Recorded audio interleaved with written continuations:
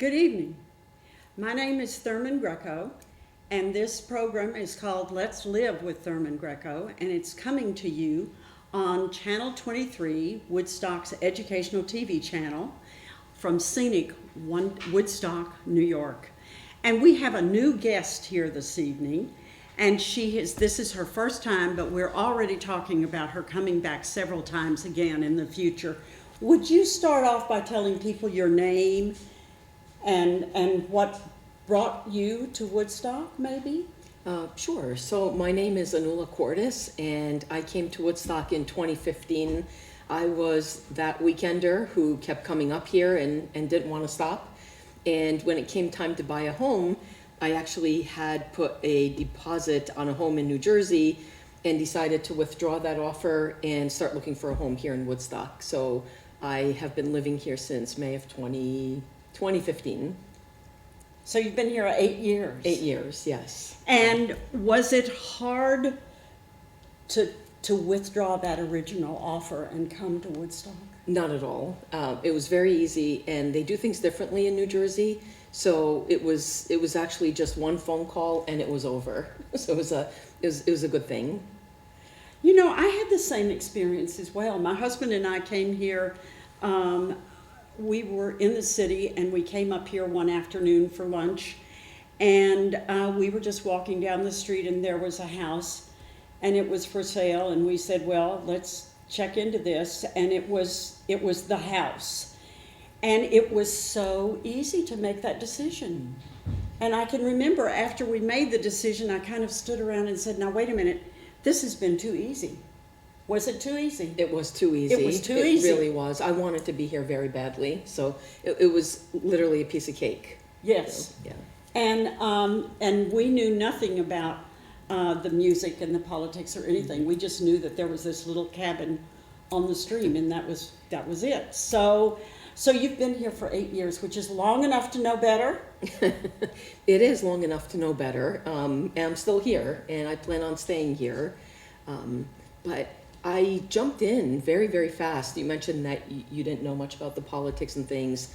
I actually jumped into the whole scene with 2 feet, and it's been really exciting. So I've had a chance to meet so many different people, get involved in the community in different ways, and I really love it more and more every day. So you did get involved in the community right away. I did. So did I. Yeah. That's because it was so easy, wasn't it? It was so easy. You know, that's one thing about Woodstock. If you want to be involved, you will be involved. The door is just wide open to jump into whatever it is that you're really passionate about. Yes, that's very true. Yes. And as my knowledge of the community grew, then I was able to make some adjustments to go in the direction that I needed to go in. So what does that find you? At what point are you now? Well, I'm here. I'm actually running for town board now.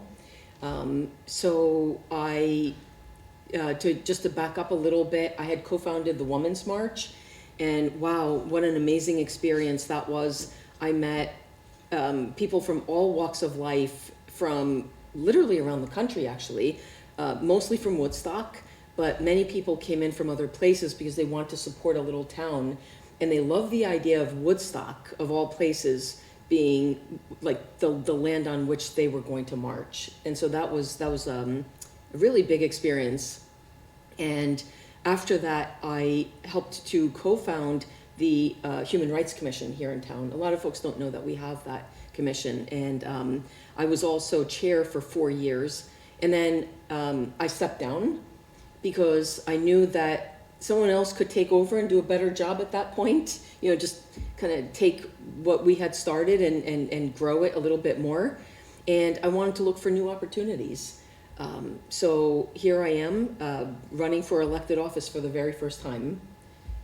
And was that a difficult decision for you to make? Yes, it was. Was it really? It was. I really enjoyed my work with the Human Rights Commission. I had a chance to work not just in Woodstock, but I had a chance to work with the state Human Rights Commissions. I even had a chance to work with Kathy Hochul one time, which was really an amazing experience. And I was in touch with so many different folks running their commissions across the river, all the way again into New York and up to Albany. So it was really wonderful work, but I had this idea about politicians, frankly, that might not always be favorable, and I never saw myself as a politician. And how I reconciled that in my mind and with who I am is I will never be a politician. I don't go out there and say I'm in politics, I will be in politics. I am an elected official, and I'm running to be an elected official for the people of Woodstock. That does give you a different focus. Yes, absolutely. It helps me to keep my human rights perspective and to remember that it's not about me at the end of the day. I'm simply a representative for all the different people here who have different views, and all of them are valid. So my job would be to listen, to be accessible, and then to come up with the best possible solution, and then to try to work with my colleagues on that town board to get things passed. So it does really frame things differently for me. And so you're running to be on the town board. I am. And what are some of the things that you've done to introduce yourself to the people? I mean, you do the Human Rights Commission and that sort of thing, but when you start running for town board, you have a new introduction. Yes. How are you doing that? Well, the petitioning process was actually very interesting for me. I actually really enjoyed it. At first, I thought this was something that I would not enjoy very much, knocking on strangers' doors. But I have a great support system here. My campaign is a grassroots campaign, and a lot of folks who were involved with the Women's March actually now are helping me. So they knocked on doors, they made lots of introductions. I spoke to complete strangers on the telephone. I introduced myself to them. I knocked on many, many, many doors. I asked people what they cared about, what was important to them. What did you hear? Well, it was really interesting because some people were very happy with how everything was going, and other people were very upset about some things. Some people have concerns about music in town. So some of the stories that touch me most deeply include a family in Woodstock. They're a young family. They have a baby in a stroller, and I literally met them on the street. They were chatting with their neighbors, so I jumped out of my car and asked them if they were Democrats, and then I introduced myself, and the first question that the gentleman asked me, his name was Michael, Michael said, well, what's your stand on music in this town? And so I explained my stance on music, and he said, I'm going to sign your petition. So what is your stance? My stance is that we are a colony of the arts, right? And so we want music, and we need musicians, and we need to support those folks. But at the same time, we are a town trying to attract young families who sleep at night, who want to work and be fresh the next morning. And I work here, and I also want to sleep at night. So we have to come to some type of a middle ground here where we support our artists, we support our businesses, they've been fantastic, but at the same time, we respect a neighborhood and folks who have to wake up or have a little child who's screaming because they hear very loud techno music at 1 a.m. Yes. So I think that balance is what people are looking for. And this gentleman actually offered to help start a task force or join one. So he was absolutely willing to jump right into the community and put his own time in to help support this bridge. So what other things have you heard from the community? Some of the other concerns that I heard from the community repeatedly are the environment. Mm-hmm. So that's a big one here in Woodstock, where people really don't want the environment to be destroyed. And so they worry about trees being cut down. They worry about lots of trees being cut down. People here are very aware of the changes in the environment and the changes in the climate, which is fantastic. And so that was a big one. Lots of comments about the animals in the environment, which makes me happy. I'm a big animal rights activist, and so I really enjoyed hearing from people about their experience and what they don't want to see happen. So that's a big issue, how to preserve the environment as we're looking at things like affordable housing. But, you know, like one gentleman actually showed me his video of what appeared to be like a mountain lion going through his yard, and he loved it. He wasn't afraid. He wanted to preserve that. So that was something that was very, very big. And a more touching story for me was one gentleman who he has throat cancer, and he has very little money for food every day. And so he signed the petition, and then he said, now go to work for me. And so those words were very powerful, and they meant a lot to me. So I think that as a community, Woodstock has to find that sense of community again, where no one gets lost in the process, and that really made a very big impact on me. So these are some of the things that I've heard. Yeah, very, very, very different. And then really smart people who have ideas about how we could do affordable housing. Like, why don't we use our own resources? You know, geologists and folks like that. So it was a really amazing experience. I enjoyed it a lot. Yeah, it was an interesting thing to me. The first time that I actually became involved in Woodstock activities, and the music, sound was one of the first, and I wasn't even interested. You know, there were a lot of things that this community is concerned about, and they still are. I mean, that was like 20 years ago, and they were still concerned about it. Not Fade Away was a restaurant that had been, and music venue that had been put out of business the year before I showed up. And so we're learning, you know, different ways to coexist. And of course now things are really, really different. Yes. You know, the sidewalks are crowded, the streets are crowded. Yeah. Has anybody talked to you about traffic lights? No, That's nobody. The speeding, yes, the speeding. That a number of people talked about, but not traffic lights. That's very interesting. Yeah. One of the first things that I was introduced to, and this now may not be an issue, was that somebody said, we'll never have traffic lights in Woodstock, not over my dead body anyway. So it's just very interesting. It's a very, very interesting community. It is. It sure is. And it's changing very quickly. It is. It seems that it changed very dramatically during COVID. Yes. So just a lot of people went into hibernation a little bit, and when folks came out, it was just a different Woodstock in many ways.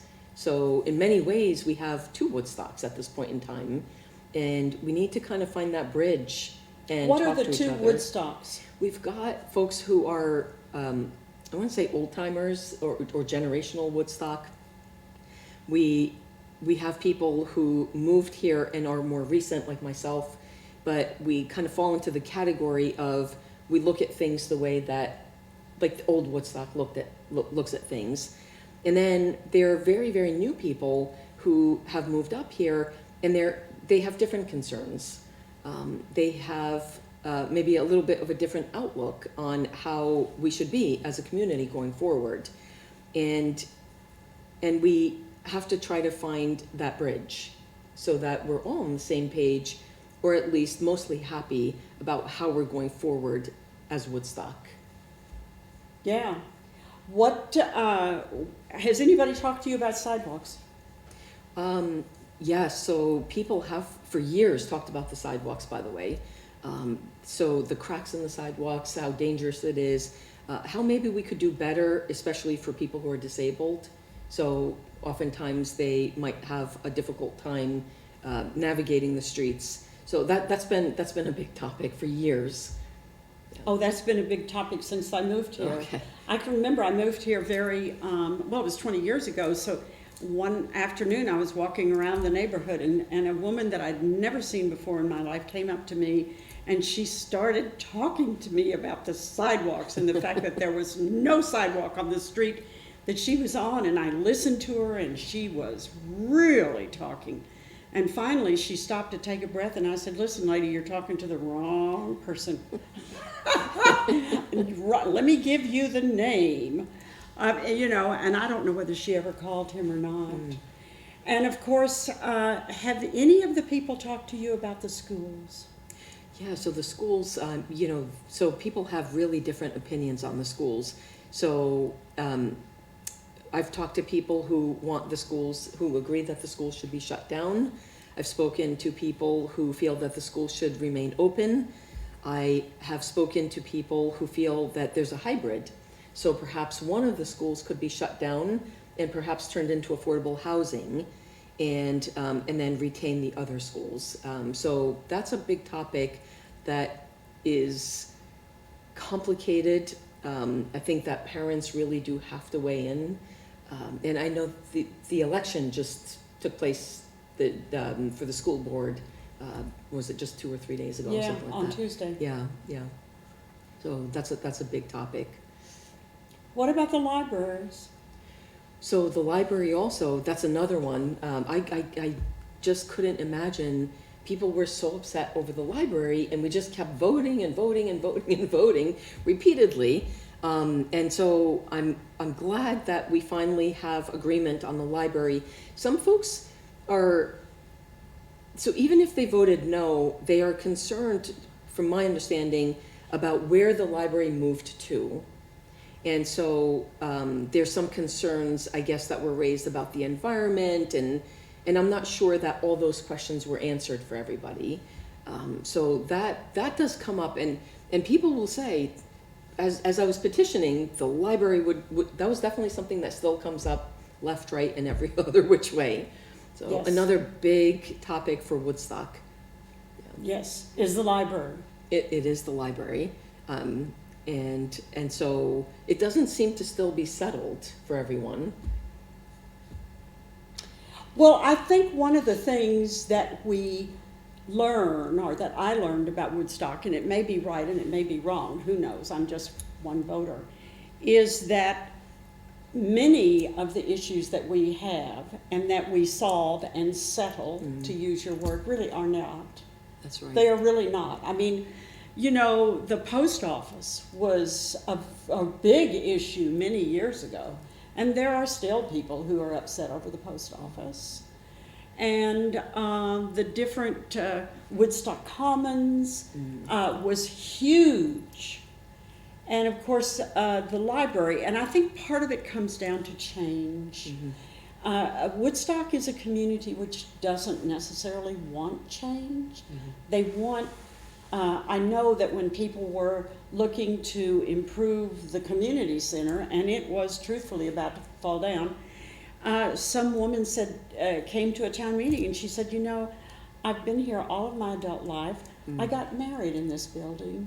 I do not want one thing changed on this community. Wow. So she had, a piece of her life was there. Yeah. And her marriage and her children obviously were important to her, and she didn't want. Yeah. She didn't want another color. She didn't want another piece of wood. She didn't want a different door. She had some feelings, and so Woodstock is that's the kind of town it is. Yeah, that's very true. I think you hit the nail on the head with that one. Yeah. And of course, every time we have, and I know that when we put in Woodstock Commons, that upset the town terribly. We had people move away. Yeah, I heard that that people were very, very angry and were afraid, and they didn't want affordable housing in their neighborhood, and that went on for a very, very long time. And today, it seems that people are very happy with it. So the town moved forward in the right way. People have housing, and it all seems to be working out very, very well for everybody at this point in time. Well, I think one of the reasons that happened was that RUPCO was involved, and that's what RUPCO does. And I went to, and I had planned to go to all of the meetings, and I went to one meeting, and I watched and listened, and the takeaway that I had was the gentleman who attended the meeting from RUPCO had made a decision that they were going to do anything and everything they needed to do to construct the housing. And if it involved going through hoops, standing on our head, whatever, they were going to do it. So I walked away from that meeting feeling like, okay, this is a done deal. It may be 5 years from now, but it's still a done deal because these guys are not going to quit. Mm-hmm. And quite often that does happen. You know, a group of people just digs in their heels and they work. Has anybody talked to you about people coming to our community and then going back in time? Going back in time? Moving back where they came from. Oh. You know, because people, I learned many years ago, is that people live in they live in one or two or three buckets. Right. And one of them is the present tense. Right. And one of them is the past tense. And one of them is the future. Mm-hmm. And so a lot of people, when they came here, as well as other people and other places in the Hudson Valley, moved out of fear or whatever, right, into the future. And not all of those people are future-minded. Right. Yeah, so it's funny that you asked that. I actually know people who moved here, and they did move back. So they did go back to Manhattan. Really? Yes. And it was pretty surprising to a lot of people because, you know, I think so many of us move here and we love it. I mean, there's a joke. If you can make it through 3 winters, I think they say, then you're going to stay. And I guess some folks didn't make it through 3 winters, and so they went back. But I don't hear that very often. What I hear more of is actually people who want to stay in Woodstock, and they're generational Woodstockers, and they're forced to move because of pricing or lack of housing, lack of affordable housing. And so what I hear more often is people who want to stay end up moving to Saugerties or to Hurley or somewhere in the neighborhood. And they're sad about that. And it's just a repeat theme that I hear often. Yes, well, that's because, the different communities are full. Right, right. My daughter came here from California looking for housing because California has issues like not enough water, etc. And she did not come to Woodstock. She has gone closer to Albany, right, and where they are not so overcrowded. Right. But that's just part of it. It's just what we call urban sprawl or whatever. I don't know. Yeah. But that is part of it, and I'm wondering, have there been a lot of people that have lived through 3 winters? Right. I couldn't answer that. I know I've lived through many more, and I'm very happy, by the way. Yeah.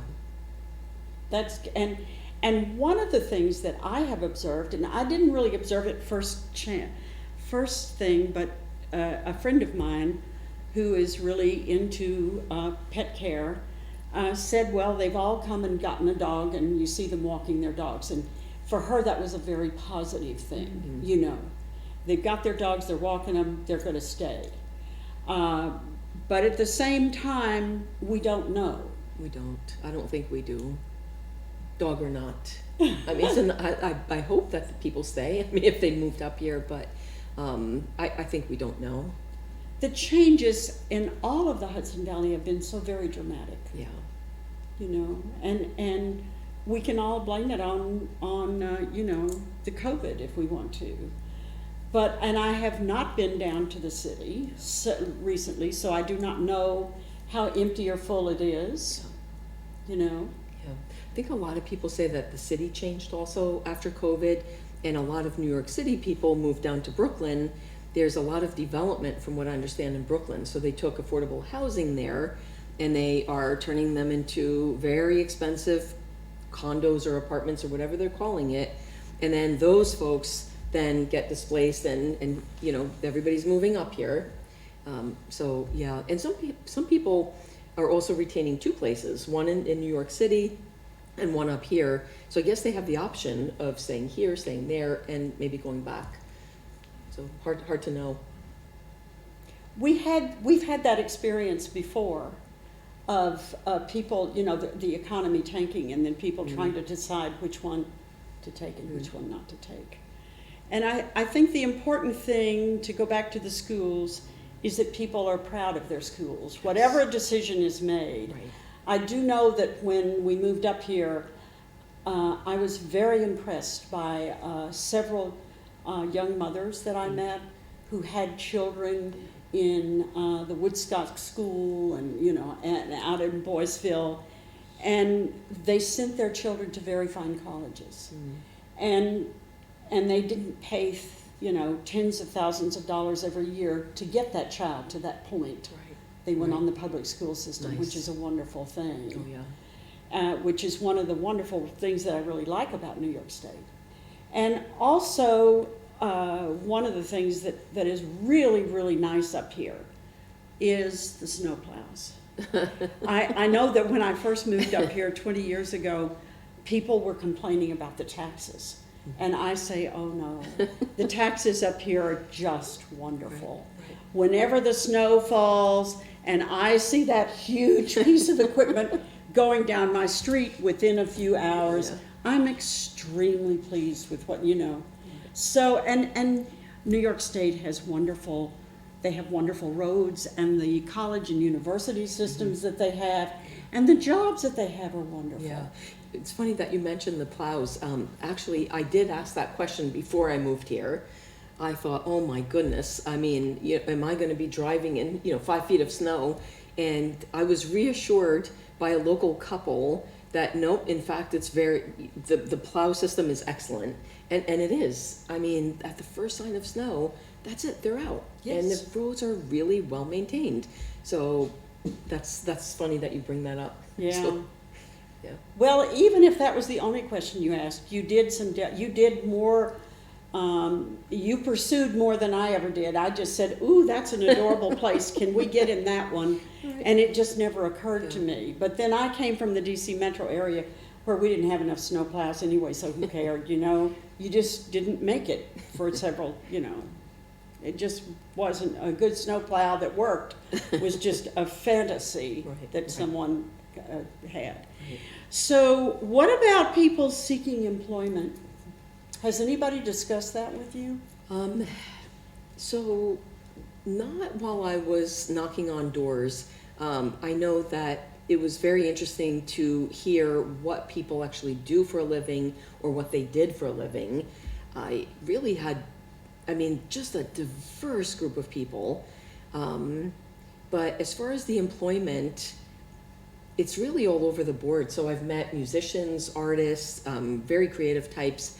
I've bumped into several book editors. So that seems to be, just at least easily a handful of people who edit books, and that was very interesting. We have a big population in the service industry, but many don't live here. But I did go store to store, door to door, introducing myself to all of the shop owners and to the folks working in those stores, whether they live here or not. I want to just introduce myself and say hello. So yeah, that's very interesting. I think the Hudson Valley in general could use some more jobs, but I've seen a big improvement over the last few years as well. So for instance, I have a tech company, and I moved my business from New Jersey to Kingston, New York. And I know that several other people have done the same thing, and they're hiring people. So it's a pretty amazing. There's healthcare positions. We could always use more work, I think, and better paying jobs, of course. But as a business owner, I think it's nice to see the improvement and the employment increase. Yeah. It is. Yeah, it is. Yeah. And so now that you have made the decision to get on the board, do you know how that happened? How I made the decision? Well, to be honest, I was actually asked if I would run for town board, and I was asked to run for town board in the last election. So Richard Hepner, who was on the town board at the time, had asked me if I would run for town board. I took my time, I thought about it. I said yes, and then other folks jumped in, and I thought, I'm not going to compete against them. I'll wait for the next time. And I was asked again to run for town board, and I thought long and hard about it. I knew that this was going to be a tough race. I knew that there are many Democrats running. I know that we have different philosophies. As Democrats, we envision a different Woodstock, and our approach to problem solving would be very different. And at some point, I felt like I do want to make a difference. I want to continue to make a difference. And the work that I did as chair of the Human Rights Commission and as a co-founder of the Women's March, and just like what I do every day in my job, I really feel that someone on the town board could be a bridge to opposing viewpoints. So everybody has something valid to say, and we need to move things forward, and maybe move them forward a little bit faster and with more buy-in. And I feel like I could be that person. Well, I think you've said something really wonderful, and I'm glad you said it, because I didn't know the answer at all. Richard Hepner invited you to be on the town board. He did. Not this time, the time before when he was going to step down. That is a jewel. Yes. That invitation is a jewel. Yes. That is something to remember and cherish. Absolutely.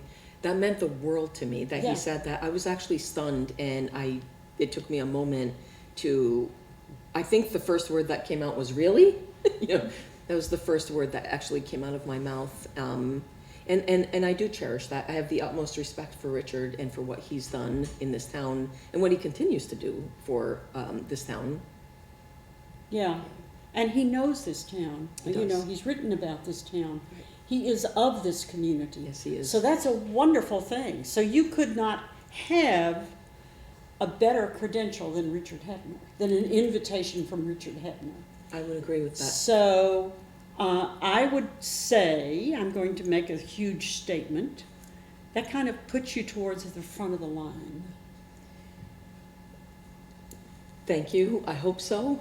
I think that what I need to do is continue to introduce myself to as many people as I possibly can, continue to knock on doors. There'll be a few meet and greets and things like that. We're not doing fundraisers. We're just simply wanting to meet people. We're not asking them to pay to walk through the door. We're just saying, please come say hello, bring your questions, and here we are. So I will be attending one on the 22nd. There'll be some community forums coming up. Where will that be? Where will the one on the 22nd be? The one on the 22nd is actually one that our supervisor put together, and I'm hoping that I'll say a few words at that one. It's going to be at the in the Bearsville complex. So, Do you have any meet and greets in this part of town? yeah. So I do have a meet and greet at someone's home. That's going to be on June 9th, and I'll post about that on Facebook.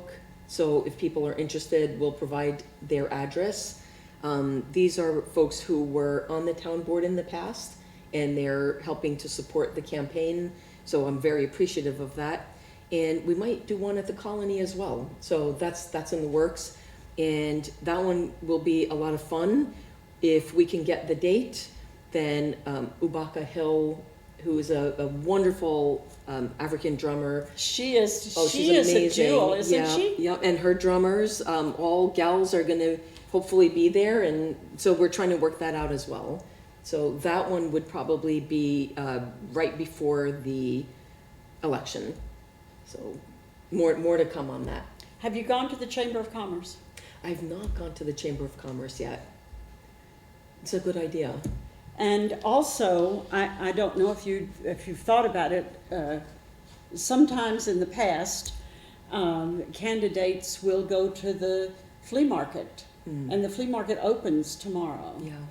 And they have their clipboards, whatever the clipboard is worth, and they're going around and meeting people. Yeah. And of course, the flea market right now has a lot of new people, you know, but you do have a lot of old timers who come to the flea every weekend. Nice. And they're there. They, you know, they're not hurried, so that they're there to chat with you and visit with you and get to know you. Nice. And Janine and John Maurer are the owners. I don't know if you've met them or I not. have not. She's very heavily involved in the Historical Society. Oh, interesting. And his family has been here for generations. So you're in old Woodstock as well as new Woodstock. Nice. So, and a lot of times people do spend some time at you know, there. I'll be But there I this think weekend. going to Colony would be very, very interesting. Yeah. Yeah. And also at the library, visiting the library would be an interesting thing to do, Yeah. so that you would know. How do you envision your activities once you are elected? I plan to immediately jump into meeting with folks who have been working on issues for years in some cases. So the things that I would do, I kind of already started to do behind the scenes, hoping that I'll win this election. But I'm very, very interested to sit down and have very serious conversations with our housing committee, same with our environmental commission, and to really understand what they've been working on, what they need going forward, how can the town board support certain activities, and what their goals are. And I think that's really important, is to talk to those people. They put their time, energy, and they don't get a paycheck, right? I mean, this is something that's a passion for them, and they're really dedicated to what they're doing. I did that on the Human Rights Commission. It's an unpaid position, and you put sometimes, you know, you could put 10, 20 hours a week into this, depending on what's going on. So that's number one. Number two, I want to hear from people. I want us to have town forums. You know, we were demanding that of our elected officials on a county level. I'd like to see that at a Woodstock level. So we have a public be heard. I know that people sometimes have 2 minutes to speak. I don't think that's enough to really hear from people about what is of interest to them. And I want to hear from people. I want to hear opposing viewpoints on certain topics. If we do this at the Colony, one of the ideas that someone helping me with my campaign offered was, why don't we have tables with what I stand for and have people discuss it themselves and share it amongst each other.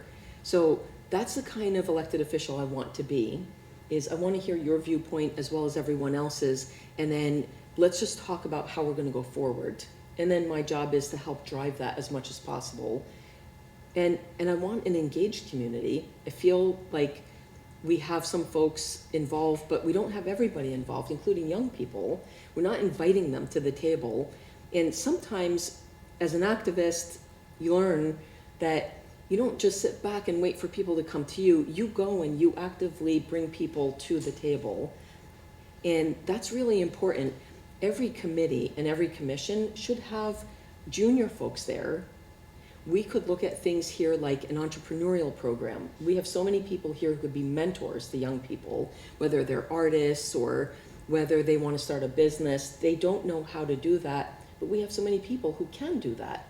Why aren't we working with the schools and actively bringing them to the table? They're the next generation. So when we're too tired to do this, they're going to be there, and they get engaged in the town that I hope they stay in and care for, instead of going somewhere else to go make a living and things like that. And if they have to go do that, the hope is that they come back one day, right? So this becomes their home. So I plan to be a very engaged public official and elected person. And I also believe that we should be engaging our store owners to help people who don't quite have the means to eat in the most healthy way. I think that's going to be a very big thing for me to do, and I think that there'll be a lot of public support for it, and I think that we're going to overall bring back that sense of community. But my big plan is just to be that independent voice on the town board. I'm supporting some folks, but I'm always an independent voice, and they know that because I've worked with them, and I think that's why they asked me to run with them. I hope that helps to give a little picture of how I'm committed to being. You know, I also have another suggestion to you too. It may be pretty low down on your list of priorities, but it's there. We have a dog park in Woodstock. Yes. And it did have, last time I went there, I used to go there quite often, but I had these 3 little chihuahuas, and they all died, so now we don't go to the dog park. And there is a group of people who go to that dog park every morning at 11 o'clock. Oh, very interesting. And yes, and they're out off of Dixon Avenue. Yeah, I ride my bike there, but not usually at 11 in the morning. Yeah. But not good to know. Yes. So that is another place where you might meet, you know, some people. Nice. Because I think it's important to meet different people.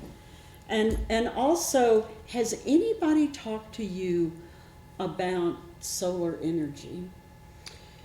No, which is surprising, isn't it? Yes.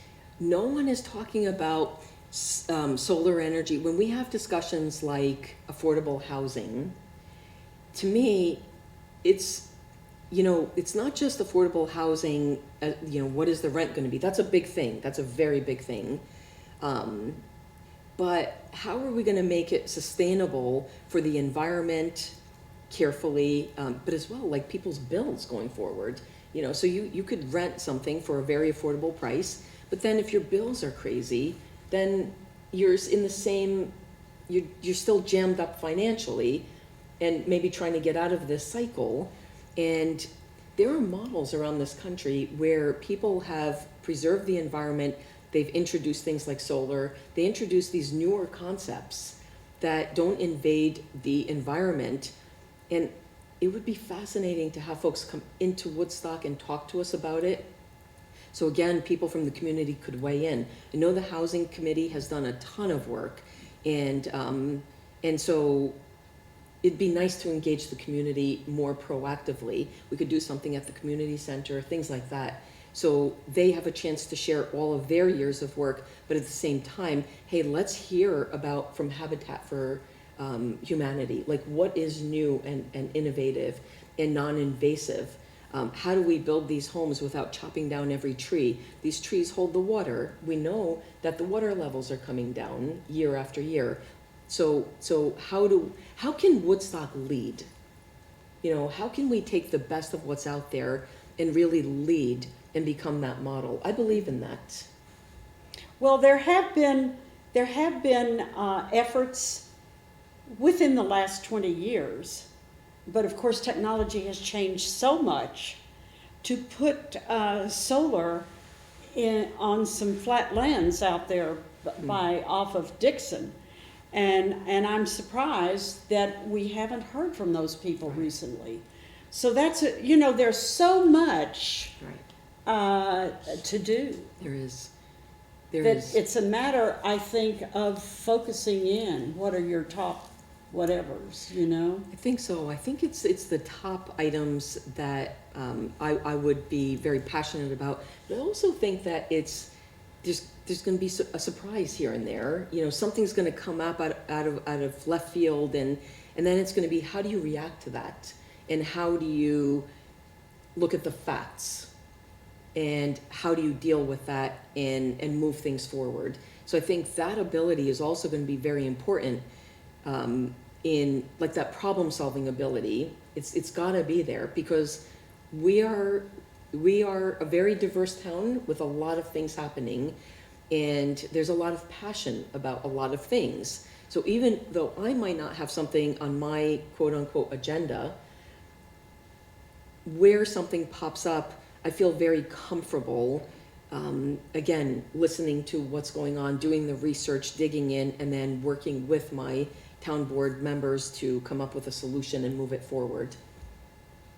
Well, and of course, things have changed. You know, COVID had a lot to do with changing our Yes. priorities. Yes. And of course, we have to figure out, I think, where we are on the gentrification arc, you know. Right, right, yes. You know, where are we? On a scale of 1 to 5, what are we? 3, 4, 5, -2, you know. Right. So that's a big thing. It And we is. have not, does anybody talk about gentrification to A you? lot of people. Do they Oh, really? yes. So I, again, fall into that bridge, that space where I have the trust of people who've been here for a very long time. And also, as a newer person, I hear from folks who move here. But many people who, there's this phrase, we don't want to be Hamptonized. No offense to the Hamptons, right? I mean, I've personally never been there, but there's no offense to that, but people feel that they don't want that to happen here. And they're worried that it is in fact happening. And so I do hear a lot about that. Does anybody try to stop it? I think that people don't know what to do or how to do because the problem seems so massive, and there are processes and procedures, and so I feel it comes across to me that people feel overwhelmed, and they're looking for leaders to help to maybe pick something and focus on it, and to clearly articulate what we're doing and why. And I can't answer that question. Is anyone doing anything about it? And I should be able to, but I can't even answer that question right now. I think people have the ideas and they're trying to, but we need to act at some point. And even if we don't have the whole solution, we do need to start to take smaller steps, adjust as necessary, and then move that ball forward a little bit more. Again, reevaluate, adjust, and move forward. Because in some cases, we're talking about people in their lives, right? The roof over their heads and things like that. So if we want to stop a gentrification, then let's do it. Or let's agree on some middle ground, but we have to start to act. Well, some people feel like we've gone too far already, that there's no stopping it. That's correct. You know, They that, do, that and I our hear that. population has changed so dramatically in the last couple of years, and so there are questions there. What do you see as the I don't even know how to answer what are the top 3 biggest issues that you're going to try to tackle, and is there something that there's just no way to tackle it? I don't believe that there's no way to tackle a problem. I think there's always a way to tackle the problem. It does depend on how far down a road it's gone. It's very hard to unravel things. So we look at where that situation might be, and then we work from that point. I don't think we try to reverse. I don't think that's going to work very well. Number 1 is affordable housing. That's very, very important. And again, folks have done years of work. We now need to start to figure out what is our path forward and start to lay it out, open it up to the public. I know some of this is happening actually. So there are very big zoning laws that are being changed. And that's a very, very big topic. There's going to be an open forum on May 30th, I believe, at the community center. So it'll be like a Q&A, and I hope that the folks will be able to answer questions about the zoning changes and things like that. So that needs to be agreed upon and taken care of. Another one is the environment. I mean, and that's a big one, because which aspect of the environment do we tackle first? You know, is it the trees? Is it the water? Is, you know, the animal life? So that's a really, really big topic as well. And I think it's not so much an issue, but just getting the dialogue going and getting, I really want to see us talk to each other, not at each other. And I would like to see us come together to start to have community events and drives. So we did a lot of great work with plastic bags in Ulster County and getting rid of straws and things like that. I think we could do some things that rally both people who've been here for a while as well as newer folks. I'd like to see us clean up our trails. I'd like to see some of the people who know how to do that work teach some of the younger folks about how to maintain our trails and things like that. This is a way to preserve our environment. If you take a walk on Camo, you'll see giant roots and trees tipping over, and so we can do that work ourselves. This is a way to contribute to our environment. And then there's just a number of other issues that I would like to be involved. One is I think we could improve our police policy a little bit to address a few things that are important. Some things that will help our police department to have better guidance on some things. That was something that we did when I chaired the Human Rights Commission. We were ahead of the curve as far as changing that police policy, and I look forward to even taking that a little bit more forward. So there's such a long list. It really is a big list. It's an ambitious platform, isn't it? So, Well, and there's one thing that we've talked about, a lot of things, and I'm glad that we were able to do that because this is your first visit. Neither one of us has said one word about the fire department. Interesting, right? Yeah. As far as I know, that's still volunteer. It is. Has That's my anybody understanding. discussed that with you? The only thing that I've heard is people are worried about if we continue to have so many more people moving in, like some of the zoning changes that are being proposed will invite so many more people. How will our fire department, our first responders, how will we be able to support people? And frankly, it's hard to find new volunteers. I've also heard that. Yes, one of the things that Woodstock has been proud of for years is that it's an all-volunteer fire department.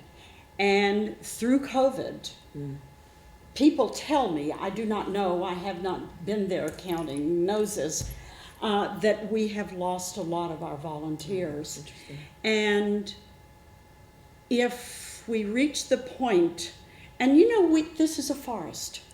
We need fire people. So they're all volunteer, and suddenly this number is shrinking. And if we reach the point where somebody looks around and says, we're going to have to start paying our firemen, when I think about how much it costs for the fire department in Kingston, and of course Kingston is a much bigger fire force, but nevertheless, it is money. We're probably talking millions of dollars. Probably. And that's really interesting because I don't think the fire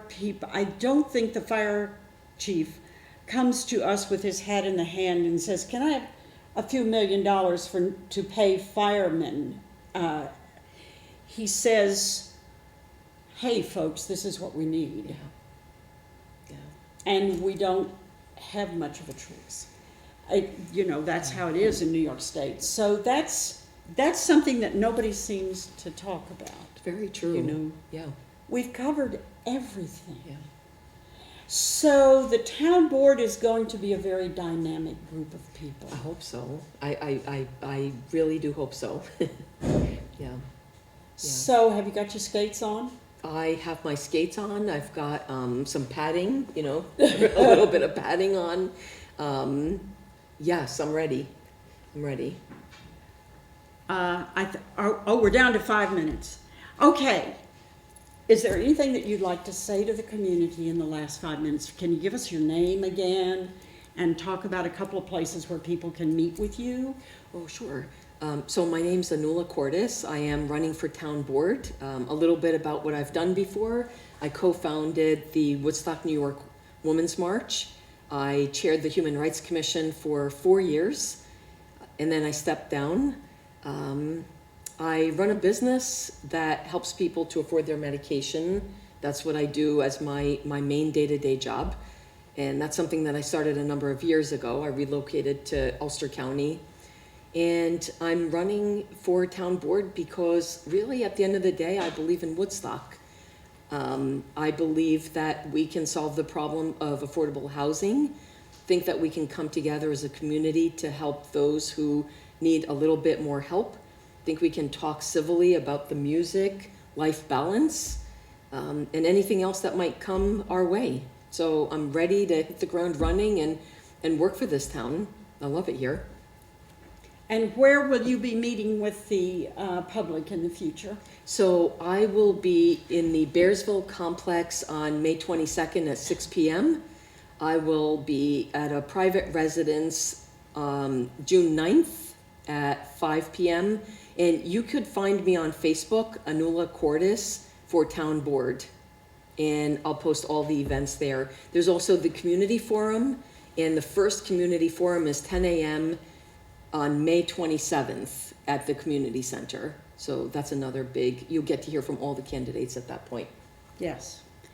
So I think this was a wonderful hour. It was, thank you. I think we've really covered a lot of things. It's not like we were just sitting around making things up. And I want to thank Ellen for all the work that she has done. You know, we wouldn't get any of this if it weren't for Ellen. Thank you. So thank you very much from the heart, Yeah, Ellen. thank you. Thank you, Beth. Say goodnight. Good night.